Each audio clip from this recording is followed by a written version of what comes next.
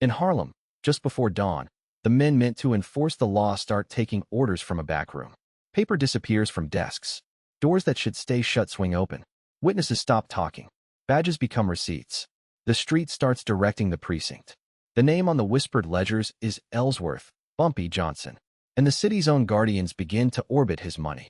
If the law is already bought, who is left to arrest the buyer? The first sign is not a gun. It is an envelope. It moves through Harlem on a predictable route. It goes into places the public never enters. A precinct office, a judge's chambers, a political club with the curtains drawn in daylight. Cash changes hands, and then nothing happens. Raids do not happen. Arrests do not hold. Cases do not survive the walk from street to courtroom. A complaint becomes a dead file. A witness becomes silent. A rival becomes exposed. In Harlem, the system does not fail. It performs. On paper, law enforcement exists. In practice, law enforcement has been converted into a service. Private, rented, paid. The New York Herald receives a leak. Not a rumor. Not a tip. A set of records. Handwritten ledgers. Payment schedules. Codes. Badge numbers. Court assignments. District markings. A disgruntled insider brings it out. And the page is read like payroll. The claim is simple.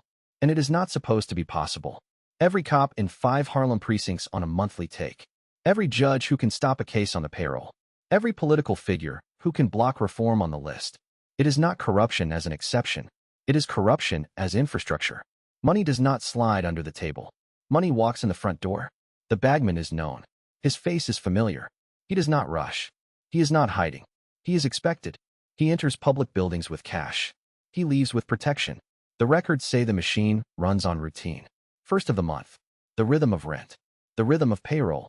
The rhythm of obedience. One set of payments is small enough to look harmless. But it is not about the amount. It is about the coverage. Patrolmen. Sergeants. Lieutenants. Captains. A ladder of compliance. And each rung locks the one beneath it. $50. 1 month. For one officer. Then more. Then enough to exceed a salary.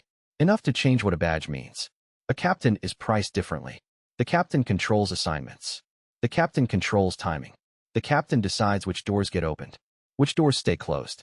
$2,500. 1 month. For one captain. Then another. Day shift. Night shift. Coverage with no gap. The judges have their own cycle. Quarterly. Delivered between cases. Envelopes placed into desk drawers with practiced calm. 3,000. 10,000. A larger number. Because a judge can erase an arrest without touching the street. A judge can turn evidence into nothing. A judge can make procedure louder than truth. A judge can aim the law at a rival. A judge can aim the law away from an ally. The politicians are paid on a longer calendar. Annual. For the men who guide licenses. Zoning. Appointments. Investigations that never begin. Reform that never reaches a vote. 5,000. 10,000. 25,000. Not for speeches. For silence. For warning. For control. The records describe a Harlem where the public sees uniforms. But the street sees employees. The street learns quickly. A policy runner stands in plain view. A bootleg delivery passes a corner without interference. A vice room keeps its door. Not because it is hidden. Because it is protected. When federal attention moves in, a different kind of protection activates. A call goes out. A whisper moves. A raid is no longer a surprise. It becomes a scheduled inconvenience. 24 hours. 48 hours. Time enough to clear a room. Time enough to move paper. Time enough to leave the police arriving to find air. And when arrests happen anyway, the next layer begins. Evidence is misplaced. Names are misspelled. Reports are weakened. A chain breaks quietly. A case dies in paperwork before it ever reaches a jury. And then the final layer. Dismissal. A technicality. A missing signature. A warrant questioned. A procedure violated. Charges gone. Men back on the street. The machine is layered for one purpose. To make consequence optional. There are officers who refuse. The records show that too. A minority. A few names that do not collect. They are not treated as heroes. They are treated as problems. They get quiet posts. Desk duty. Assignments away from the action. They call for backup, and it comes late. Or it does not come at all. They file complaints, and those complaints vanish into internal channels already compromised. They are transferred. They are isolated. They are warned. Not in writing. Not in official language. In the kind of message that reaches a family first. This is not a story about a few men taking cash. This is a story about an entire borough function being redirected. Police becoming advance notice. Courts becoming insulation. Politics becoming a wall. And a community forced to live inside a government that no longer belongs to it. The Herald's sources describe it as comprehensive. Not selective. Not sporadic. Comprehensive. A ledger does not lie the way a witness can. A ledger does not forget. A ledger does not flinch. It just lists. Payment. Payment. Payment. Then the next month. And the next. And the next. This was not an accident. This was not anger. This was a purchase. And once a purchase is complete, the buyer expects delivery. To understand how this happened, we have to go back. Harlem, New York. Early in the Depression years. The avenue lights still burned. The storefronts still opened. But the neighborhood was running on shortages. Rent. Food. Heat. Work that came and went. And a city that watched Harlem more than it served it. Power in New York was not only in laws. It was in who could bend them. It was in who could call a precinct captain. It was in who could introduce a judge to the right donor. It was in political clubs where decisions were made before ballots were cast. Tammany men understood that. So did the policemen who worked the blocks. So did the landlords who raised prices and blamed the market. So did the bankers who did not lend south of certain streets. Harlem had its own life. Churches, barbershops, music, writers, crowds that moved like weather along Lenox and 7th. The Harlem Renaissance was real, but it did not cancel the rules that sat on top of it. Segregation in the North did not need signs. It used jobs, housing, schools, bank credit. It used the simple fact that a complaint from a black resident could be ignored with no penalty. It used the fact that a beating could be filed as resisting, and the paper would hold. The police did not have to love Harlem to control it. They just had to patrol it. They controlled the street corners. They controlled the raids. They controlled who was searched. They controlled who was hauled in for loitering. They controlled who got a warning and who got a charge. The courts were supposed to be the last barrier. In practice, the courts were another gate. If a man had money, his lawyer could talk procedure. If a man had friends, his file could move differently. If a man had neither, he would learn how fast a calendar can swallow a life. The neighborhood understood this. Not as a theory, as a daily mechanism. A landlord dispute. A street fight. A missing paycheck. A storefront smashed. The question was never only what happened. The question was who had standing. Who could make the system listen? Who could make the system move? Prohibition sat over all of it like a second government. Alcohol was banned. Demand did not disappear. It reorganized. Speakeasies. Deliveries. Protection. A cash economy that did not need banks. A cash economy that could pay people faster than legitimate work. And the city knew it. Officers knew which doors were alcohol doors. They knew which restaurants served more than near beer. They knew which basements were busy on payday nights. The city's relationship to prohibition enforcement was practical, not moral, selective. A crackdown could happen when headlines demanded it, or when politics demanded it, or when a rival wanted pressure placed on another rival. Otherwise, the neighborhood found its own equilibrium. That equilibrium had a price, and Harlem was not the only place paying it. Organized crime across New York had learned a lesson. Violence attracts attention. Stability attracts profit. A smart racket does not only fight, it builds agreements. It buys predictability. It creates systems that make enforcement optional. Numbers gambling fit Harlem because it spoke the language of small money. Coins, bills, daily hope. The wager was small enough to feel harmless. The payout was rare enough to keep people coming back. And the operation was large enough to employ thousands. Runners, collectors, lookouts, shopkeepers who took slips behind the counter, barbers who kept a box near the register. It was not only vice. It was payroll, and that mattered in a neighborhood where legitimate payroll was thin. Discrimination did not just limit dignity. It limited options. It pushed men into informal work. It pushed women into domestic labor with no protections. It pushed families into crowded rooms under landlords who did not have to negotiate. It created a place where unofficial economies became survival economies, and where the boundary between survival and exploitation could be moved by whoever controlled the money. The white city could still enter Harlem whenever it wanted, with uniforms, with warrants, with nightsticks, with the right newspaper story. But the white city did not live there. It did not stand in Harlem's lines. It did not sit in Harlem's kitchens. It did not carry Harlem's losses. That distance made it easier to treat the neighborhood as territory, a precinct map, a voting block, a revenue source, a problem to be managed. And inside that distance, a different kind of authority could grow. Not official, but functional. A man who could settle disputes without calling the police. A man who could keep a gambling room safe. A man who could decide which block stayed quiet and which block got pressure. A man who could pay people on time. A man who could make promises that felt more real than city promises. The city's institutions were not designed to protect Harlem first. They were designed to control Harlem first. That left a vacuum, and vacuums get filled, sometimes by churches, sometimes by unions, sometimes by politicians, sometimes by the underworld. And this was the world Ellsworth, Bumpy Johnson lived in. The records do not read like gossip. They read like administration. Handwriting, columns, abbreviations, notations made by a person who expects the book to be used again and again. The pages are said to cover a span that begins in the winter months of 1930 and runs into the early fall of 1932. Not a single payment. A system. The names are not written out. That is the first discipline. Police are reduced to badge numbers. Judges are reduced to court assignments. Political figures are reduced to district markings. It is a ledger built to survive theft. A book that can be lost without fully confessing. But the numbers are too consistent to stay anonymous. Pay is a fingerprint. A man's position is a fingerprint. The timing of a transfer. The timing of a promotion. The timing of a reassignment. Those things narrow the field. The Herald claims it matched codes to people by lining up amounts and dates with official postings and by confirming details through confidential sources inside the department and inside Harlem's political circles. Not one source. Multiple. The kind of work that turns secrecy into routine. The deeper you read, the clearer the structure becomes.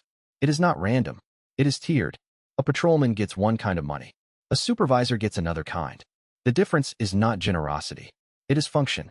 A patrolman is paid to look away. A sergeant is paid to coordinate the looking away. A lieutenant is paid to control information. A captain is paid to control the calendar. Because the calendar is power. The rate schedule. The assignment sheet. The decision of which officer gets sent to which corner. The decision of which report gets forwarded and which report gets buried. The ledgers describe the bribery as a payroll that arrives on schedule, first of the month, delivered by men who do not pretend they are doing anything else. The Herald names Raymond Junie Bird as the financial manager, the man keeping the book, the man moving the cash, and the records describe his day as a route. Morning, precinct houses. Captains receive their envelopes, then envelopes for everyone under them. The fiction is maintained. The money appears to move through the chain of command, as if it belongs there. As if it is another kind of departmental allotment. Afternoon. Court buildings. Chambers. Judges between cases.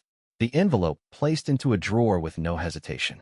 The act treated like routine administration. Evening. Political clubs. Homes. Restaurants. Social settings. Places where bribery can look like friendship. Where cash can be exchanged with a smile and no witness willing to remember. The records describe a city where the bagman is not a shadow. He is a fixture. He walks into public buildings without being stopped. He is not questioned at the door. He is not searched, because the door is already paid for. This is where the scale stops being a rumor. The Herald says the payments cover 5 precincts in Harlem. Hundreds of officers. Patrolmen to captains. The payments are described as monthly. Small amounts repeated until they become a second salary.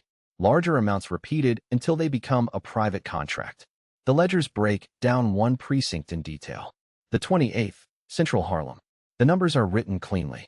How many patrolmen? How many sergeants? How many lieutenants? How many captains? How much each tier receives? The total cost per month. The total cost per year. And then the record says the pattern repeats in the other precincts. The point is not one precinct. The point is coverage. A safe corridor for business. A police force converted into early warning. A court system converted into a filter. A political structure converted into a shield. The ledgers also record the exceptions, the officers who refuse. Not many, but enough to be identified. And the book does not describe their courage. It describes their treatment. They are pushed away from the active blocks. They are given assignments where they cannot interfere. They are denied support when they do interfere. They are isolated inside their own precinct houses. A warning system forms around them. A mechanism for spotting them, for avoiding them, for wearing them down. The record describes pressure that moves in steps. First, money offered. Then, inconvenience. Then, danger. Then, fear made personal. The lesson is taught without speeches. A man who refuses becomes a man who stands alone. And standing alone in a precinct can be fatal to a career. Or worse, the judges are accounted for in the same tone. Not as personalities. As assets. Municipal court. Criminal court. Higher benches. Payments described as quarterly. Amounts scaled to usefulness. A minor judge is paid to erase minor arrests. A felony judge is paid to protect leadership. A higher bench is paid to serve as a backstop. A reversal. A new trial. A technical escape hatch if the lower machinery fails. The politicians are written the same way. Aldermen. Assemblymen. District leaders. Citywide contacts. Payments described as annual. Amounts scaled to influence. Licenses. Zoning. Appointments. Warnings about investigations. Pressure placed on reform before it gathers momentum. The ledger does not use the word democracy. It does not need to. It shows a different structure. A structure where government functions as a service purchased by a private organization. And the organization does not have to be everywhere. It only has to be in the right offices on the right days. The Herald's framing is blunt. This is not incidental. It is systemic. A complete purchase. And the proof is not a confession. It is the ordinary neatness of the entries. The calm handwriting of a man who thinks the system will last. The story the ledgers tell is not only what was paid. It is what was bought. Silence. Timing. Priority.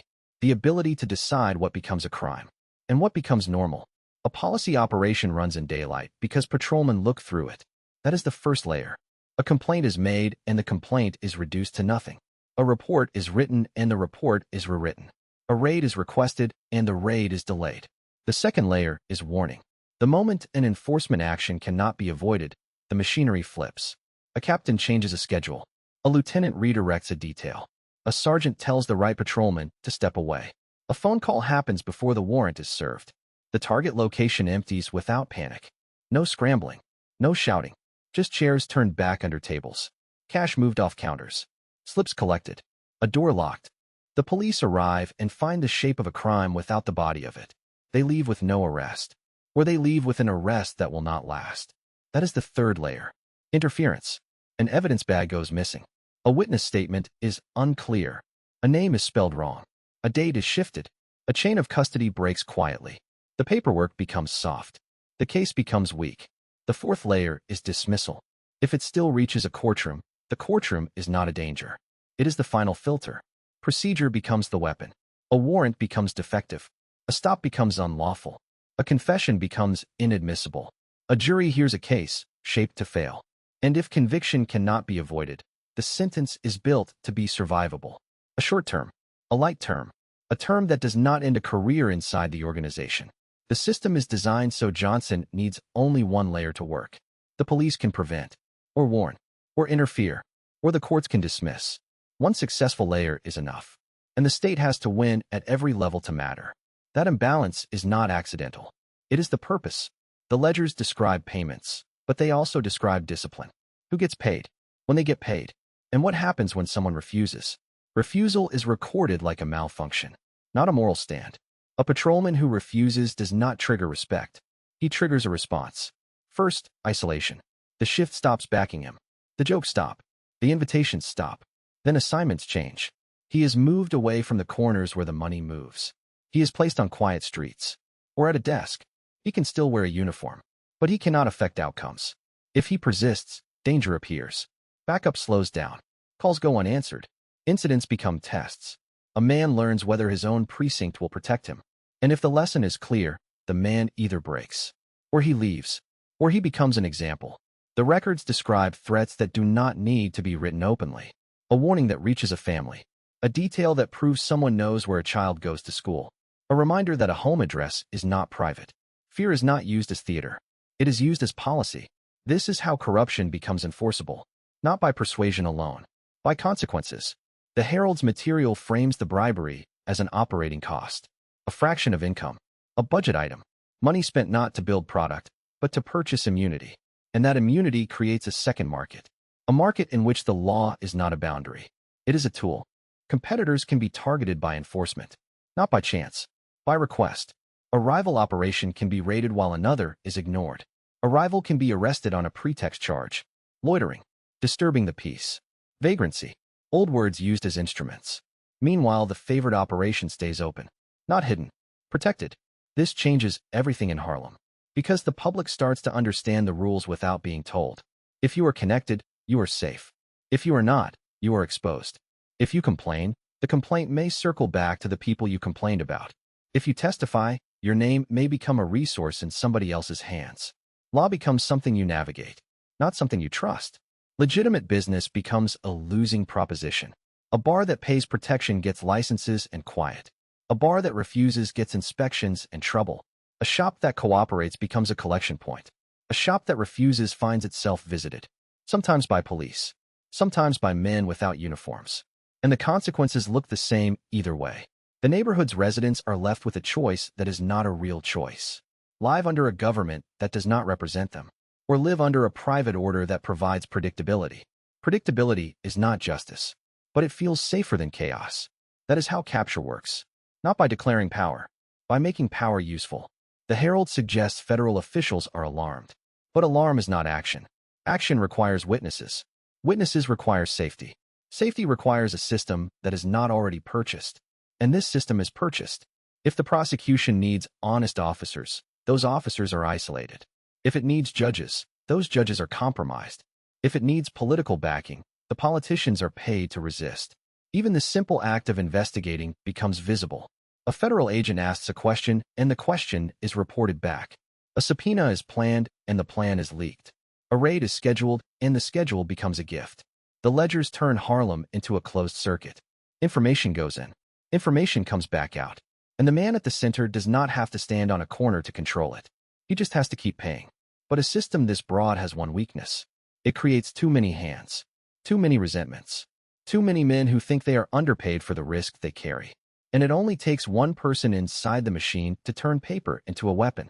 The leak does not happen in a vacuum.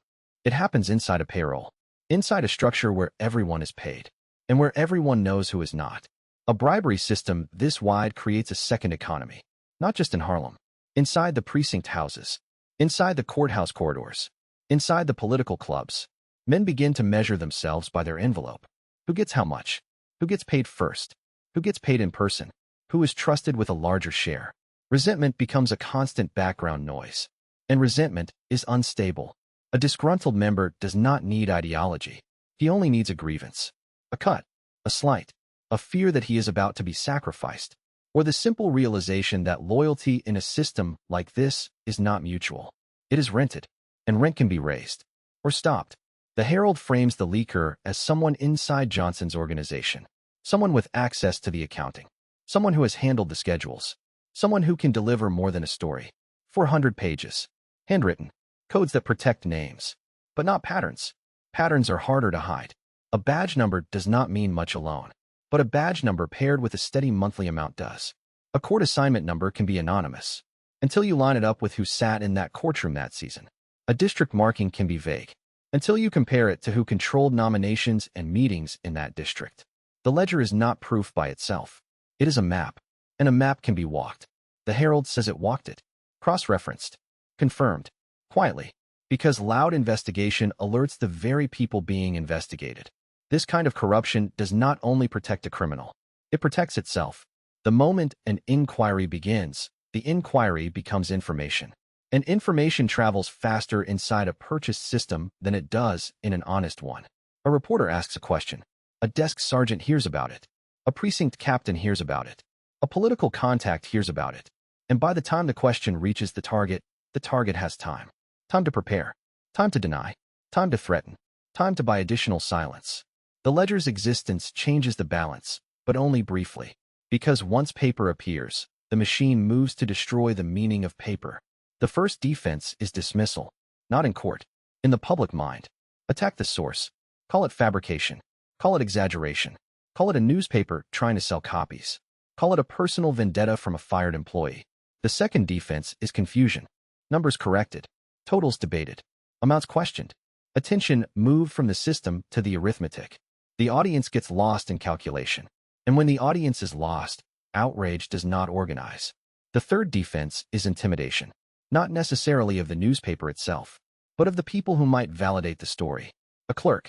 A patrolman who wants to speak. A courthouse messenger who sees envelopes. A politician's driver who overhears a name. Those people become vulnerable the moment they become useful. A warning can be enough. A reminder that the system knows who you are, where you live, what you need. The fourth defense is selective punishment. If authorities feel forced to act, they can act narrowly. A few arrests. A few suspensions. A few scapegoats. Enough to claim reform. Not enough to break the structure. A system survives by sacrificing parts. It survives by keeping the center intact. The Herald's reporting suggests federal attention begins to stir. Mail fraud, income tax, civil rights violations. The categories do not matter as much as the approach, because direct prosecution of bribery requires witnesses inside the machine, and the machine is designed to prevent witnesses from existing. A corrupt officer will not testify. A compromised judge will not confess. A paid politician will not volunteer his own destruction. An honest officer is isolated and threatened until he chooses survival over truth. The ledger is powerful because it bypasses loyalty. It forces the system to answer paper. But paper is not a verdict. Paper is an invitation to a fight. And the fight is not fair. The machine has advantages. It has access. It has fear. It has time. It has the ability to ruin reputations before charges are filed. And it has the ability to change what the street sees. If the street believes Johnson is untouchable, the street acts accordingly. If the street believes the police are owned, the street stops calling. If the street believes judges are purchased, the street stops testifying. That belief becomes part of the system's defense. It is cheaper than a bribe. It lasts longer than an envelope. It is a kind of paralysis. The Herald describes Harlem as a community of hundreds of thousands living without genuine protection. Not protected by the law. Not protected from the criminals. Trapped between two authorities that look different but behave the same. Both capable of taking. Both capable of punishing. Both capable of deciding which lives matter in practice. The leak threatens that balance. Because it suggests the machine can be seen. And if it can be seen, it can be challenged. But challenge requires more than exposure. It requires force that can enter Harlem without being absorbed by Harlem's compromised institutions. It requires prosecutors who cannot be bought, agents who cannot be warned off, courts that cannot be influenced by local political networks. And even then, a prosecution is still a performance, because trials depend on juries. And juries are made of people who live inside the neighborhood's realities, people who may fear retaliation, people who may distrust the state more than they distrust the underworld, people who may believe that the man accused is not just a predator, but also a provider. That ambiguity is not sentimental. It is strategic. It is how a criminal structure survives inside a neglected community. It becomes useful. It becomes familiar. It becomes, in some eyes, inevitable. So the ledger does not only accuse officials. It exposes a deeper problem, a government that left a vacuum, a private organization that filled it, and a system of payments that turned law into a commodity. Once the public sees that law is for sale, the question stops being whether corruption exists. The question becomes whether Harlem can be governed at all without starting over. Federal officials do not move like precinct cops. They do not need local permission. They do not need a Harlem captain to schedule a raid. They do not need a municipal judge to sign off on a dismissal. But they do need something else. They need proof that survives contact with the machine. The Herald's material offers one kind of proof. Ledgers, schedules, codes, a paper skeleton of an invisible body. And the first federal instinct is not to arrest every paid official. It is to find the narrowest blade that cuts deepest. Money, mail, taxes, anything that can be proven without relying on Harlem's purchased witnesses. That is why the talk turns to federal statutes. Mail fraud, income tax, civil rights violations, charges that can be built from records and patterns, charges that do not require a local patrolman to swear he took an envelope, because the patrolman will not swear. Not if he wants his pension. Not if he wants his family left alone. The problem is scale. A bribery system described as covering hundreds of officers, dozens of judges, dozens of political officials.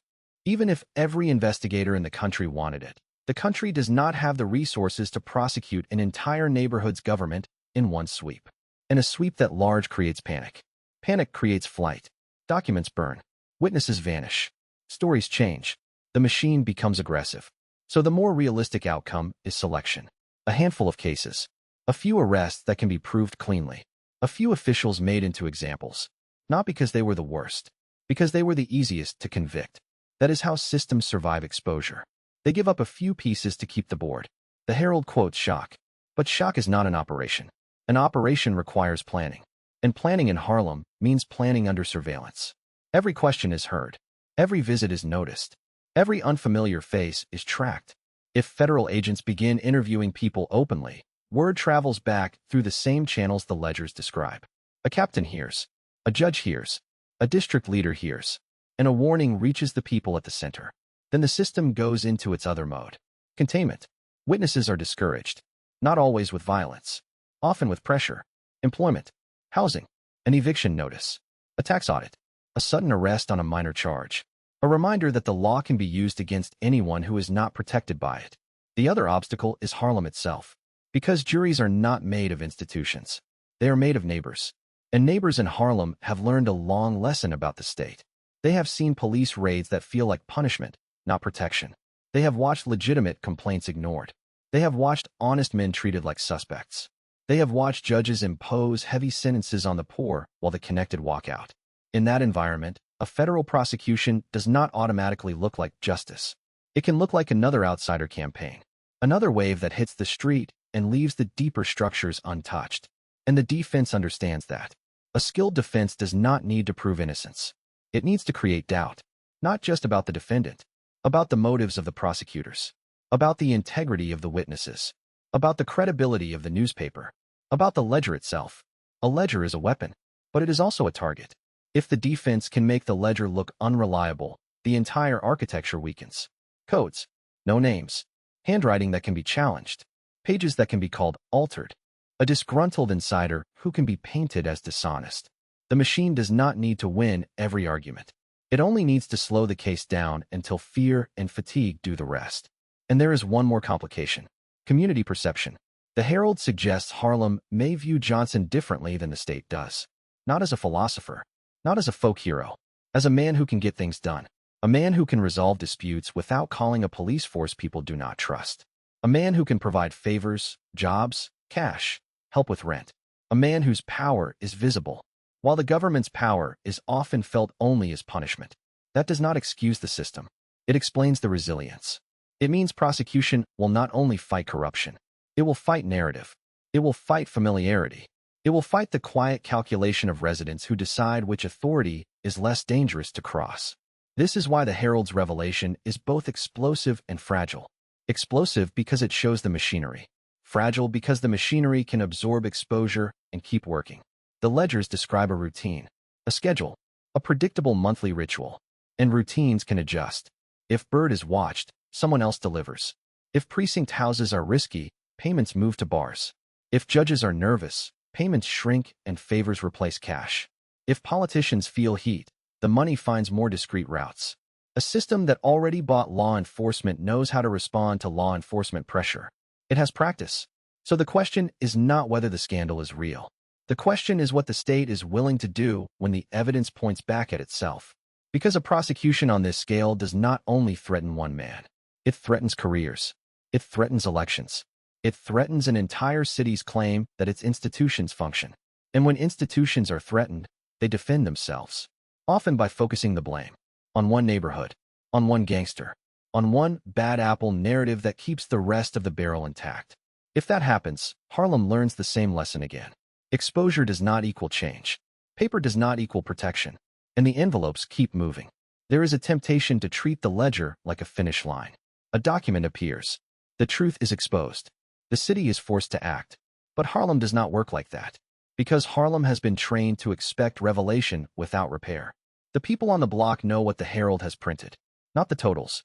Not the careful cross-referencing. They know the outcome they have lived with for years. Police who arrive late. Police who arrive early, but only to harass. Judges who speak the language of fairness, then sign the opposite. Politicians who appear at election time and vanish after. So when the paper says the system is bought, it does not shock everyone. For some, it confirms what was already assumed. And confirmation can be poisonous. Because it tells a neighborhood that resistance is pointless. A man who believes the law is real might testify. A man who believes the law is owned will not. That is the hidden victory inside corruption.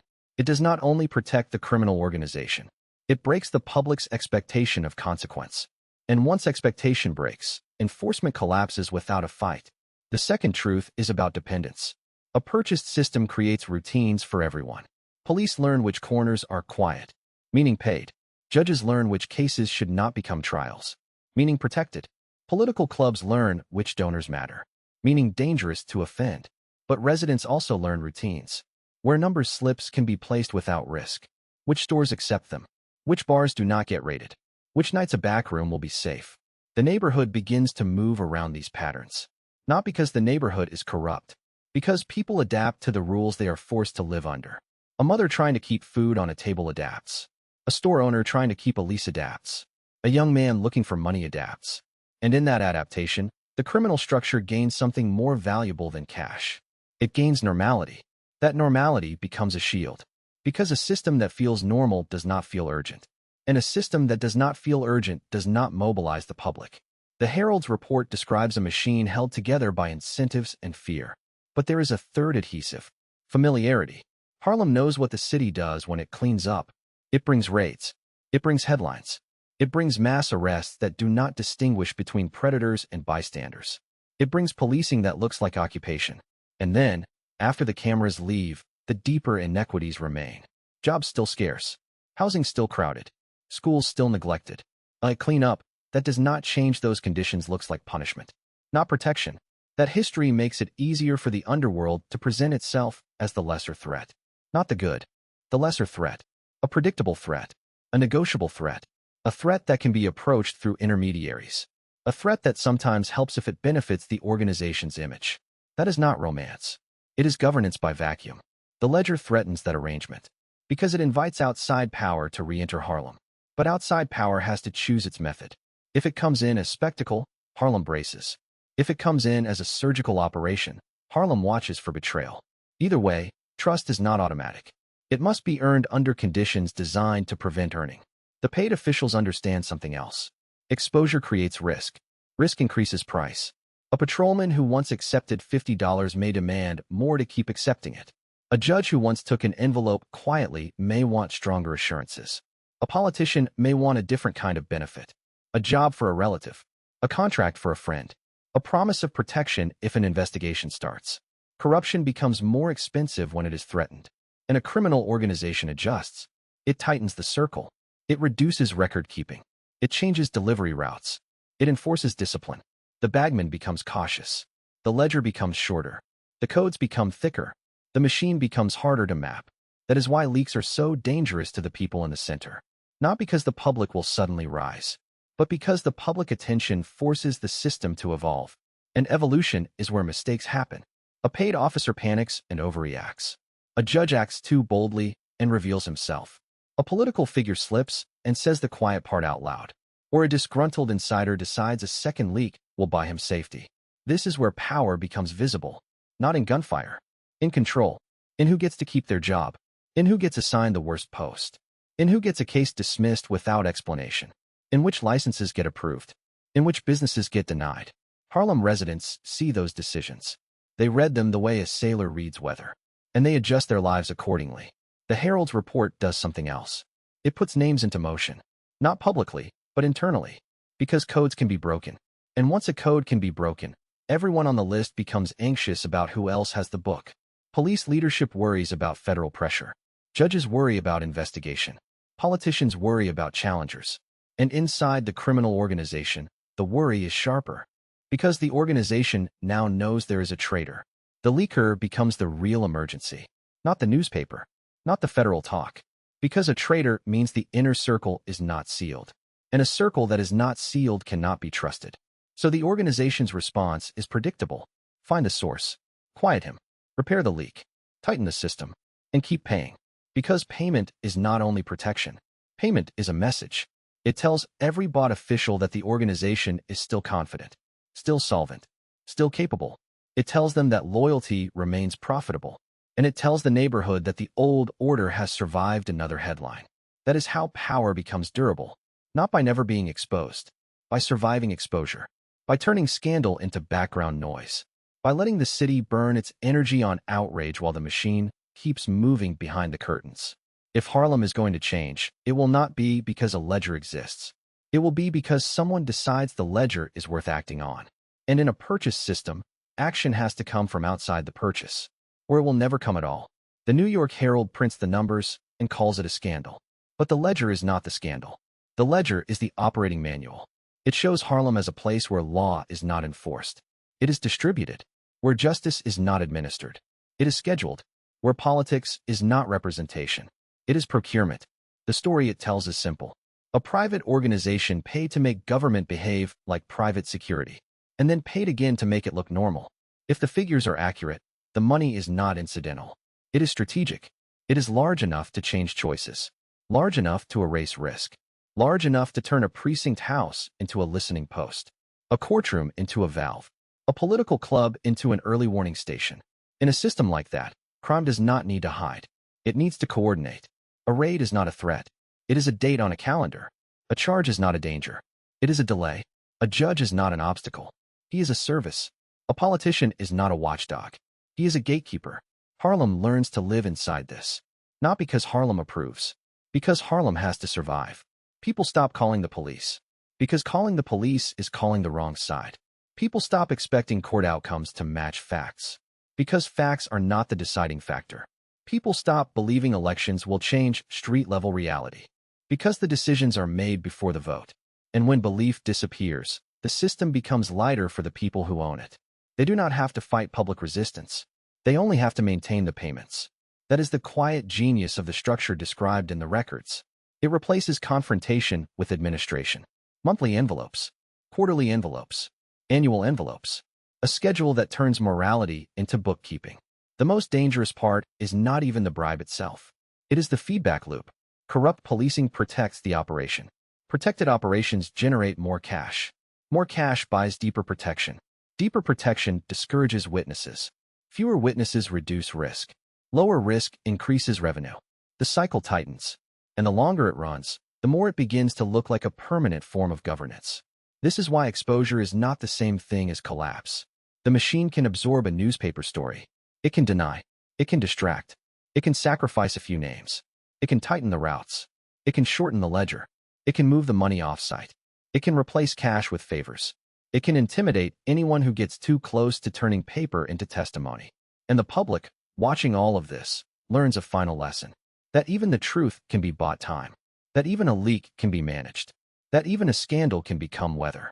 So the question Harlem is left with is not whether corruption exists. That is already answered. The question is whether any force in New York is willing to dismantle a system that benefits too many people in uniform, in robes, and in suits. Because the ledger does not only accuse one criminal organization, it accuses the city. And cities do not like to prosecute themselves. If the law is a market, then law enforcement is not a profession. It is a price list.